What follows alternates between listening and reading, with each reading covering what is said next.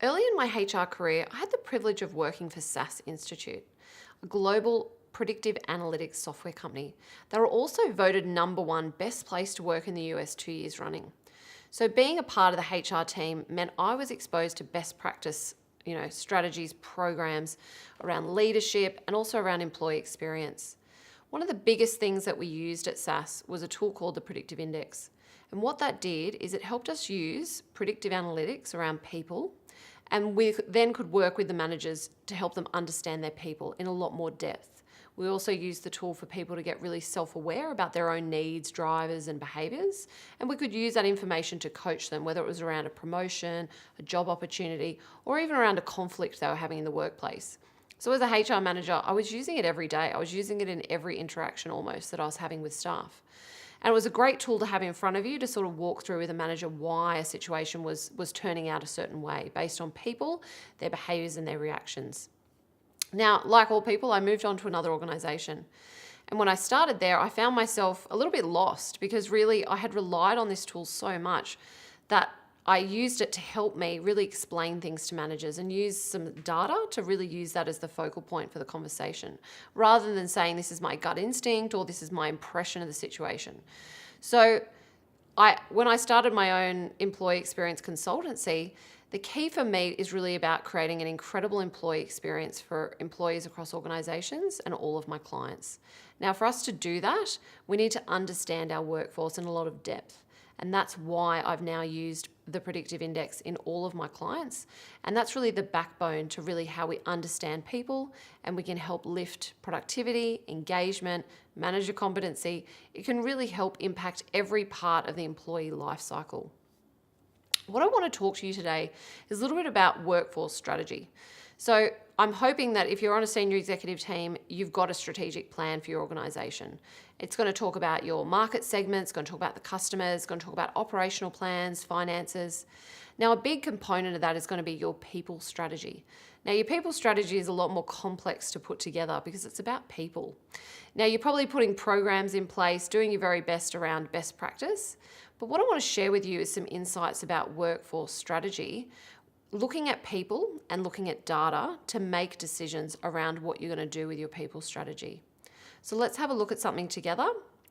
What we've got here is we've got our business strategy. And on the other side, we have business results because that's where we're trying to get. And what we know we need to do is to put a plan in place. Take a moment to think about your own business and where you might sit on this pyramid, and we'll walk through it together. So level 1, you've got a compliance-driven organisation. Potentially you're able to hire and fire, not get yourself in any legal trouble. You've got policies and procedures, and you've got your employment basics in place. You might do some operational reporting, maybe look at attrition and turnover. As we move up, we get into fundamental HR services. And this is really core. HR services are quite standardized, potentially very efficient. And you're beginning to focus on talent management as well as recruiting, maybe some succession planning and systems.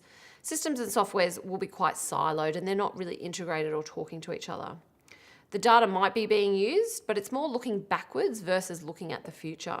So you might be recording this is what the case was 12 months ago, and you might be even looking at things like the engagement survey, which will be at a point in time. Then we get up to level 3, and this is really this strategic partnership level. These organisations are focused on creating deep connections with the business goals, whilst really focus on making sure they've got an optimised HR department. HR leadership is seen as a critical member of your senior executive. And I guess the focus for this level is about integrating the processes, capturing data, and also looking at the business goals and trying to link them all together. HR will be very strategic. It'll be focused on talent management, as well as flexible frameworks for core HR functions, and looking at both legal and business needs. From a data perspective, they're really going to leverage technology to increase efficiency. You might have an applicant tracking system, a HRIS, and the systems are hopefully really user-friendly so that staff are able to go in and use the systems themselves. And as a HR team, you'll be proactively addressing issues, looking at the data. Then we get up to level 4. This is the highest level of maturity that an organisation can get to, and they're really looking at driving the business through workforce strategies and people data. These organisations are focused on optimising the workforce to meet the business needs and offering insights that will inform the business of the goals and the directions. So really the senior executive, especially the HR senior executive, is going to the team with really proactive information. And they're really operating quite a strategic level, and they're closely connected to the business and where it's going and how they can tie people back into that. The HR systems are very connected to the other systems in the business, enabling HR and business leaders to access the necessary people data to make decisions. So this is really where you want to get your organisation up to. And even if you're a small organisation, through leveraging predictive analytics when it comes to people and data, we can get you there very quickly. Now let's have a look at the next slide, which really focuses on showing you that you've got a business strategy. And ultimately, we need to get to business results. But what you need to get there is really this piece around business strategy, getting a workforce strategy in place. And that's what we're going to talk about today. Now, if we look at any workforce strategy, we need to ensure that we've got a few core principles in place. We need to make sure we've got a scientific approach to any strategy that we build, really looking at organisational science. Then we need to make sure that we're linking the strategy with results and really tying people in here. And whatever strategy we do has to work for the entire organisation. We can't do a program that's siloed just for your senior executives or just to a certain division. And whatever it is needs to be woven into everyday work. Now, what we're going to do is look at how we do a workforce strategy in the tool Predictive Index. When we use the power of behavioural assessments across an entire organisation, it gives us a greater pool of employee data that we can leverage, especially when it comes to workforce strategy. So through leveraging the tool, we can map our talent to the strategy that we have. So let's have a look at this strategy insight map. We need to select 5 to 8 activities that are most critical to ensure the success of the business strategy. So I'd like you to think of even your own business strategy that you've got. I'm going to use a bit of an example that I've got in my mind with a current client. Now they're a startup, they're in their 3rd year. For them, it's really about fast-paced growth, really accelerated growth. So for them, I'm going to click things here around growing rapidly, taking actions, increased agility, because for them it's about fast response to market, empowering employees. They don't have a large management team, so they're really focusing on making staff very independent. They want independent staff. Developing employees, very competitive for them, so they really want to make sure that their staff are developing and growing. They want to increase the market share, so we'll select that. Delivering results and improving the competitive situation.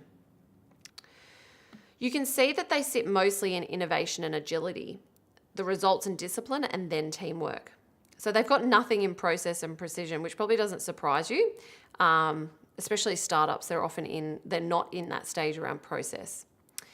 Now, when I overlay the team's profile of the senior executive, you can see how they're suited to deliver on the strategy. Now, it seems that they sit really nicely based on the strategy. They've got a team in place that are really focused on those behaviours. Now, if they went through a different phase, and let's say they were stabling off and they really wanted to focus on process and precision, what would happen then? Because you've got no one in the team that has any drivers around this area. So we could either ask them to start moving into process, but you'd find that they're probably going to become very stressed, really demotivated if they've got to then come down and do process and precision because they just hate that style of work. Now, what we would do in this situation is we go, look, we are going to need to move there, let's say in the next 12 months. We're going to make some strategic hires and make sure we can get some people into that quadrant. And then we're going to almost make a task force and get them focused on that area of the business and really focusing on process and precision. The other thing we need to think about is those process and precision people will probably have a lot of conflict with the others because they're sitting across a different quadrant. So again, using this tool, we can start to understand and also respect the different profiles of the people in the team and why we see things differently. So again, it comes down to respect and really understanding the people around us. Now, what would you do if you had this information for your teams? And you had it for your entire workforce? You're able at the click of a button to pull this up for a team, really work out the dynamics in the team and understand how they communicate, how they make decisions. This is really this fundamental business tool. So we don't refer to it as a HR tool, it's a business tool. It's going to help you make better business decisions and also plan for the future. Now have a look at what one of my clients said about using Predictive Index in their business. An organisation who is looking to grow in any way, particularly looking to retain, should be using a tool like the PI. The Predictive Index helps you to understand who you have in your organisation and also helps you to grow them at such a deeper level. When people understand why they're struggling with something, they then can make better choices for their own development plan. Now, it might be that they decide, I really want to develop my communication skills, so I'm going to go do a number of Toastmaster courses, or I'm going to try and really push myself a little bit further and get more comfortable with this or train more in that. However, without having that intrinsic understanding of what my inherent needs are for communication, how would I know that? Well, I would just think I'm just not good at it. And I think that that would be one of the key reasons I would encourage any other organisation to embrace the PI and embrace it from the top down. Don't just use it to help you hire, use it as part of your life and you're part of your employee experience. If you want to learn more about how we can do this for you in your business, then I'm inviting you to attend a 60-minute strategy call with me. We can do this for your organisation. We can map out where you're at the moment and really how we can use analytics in your business moving forward. So there's a link below where you can book a time with me, and that'll be a 60-minute strategy session and we'll go through your business together.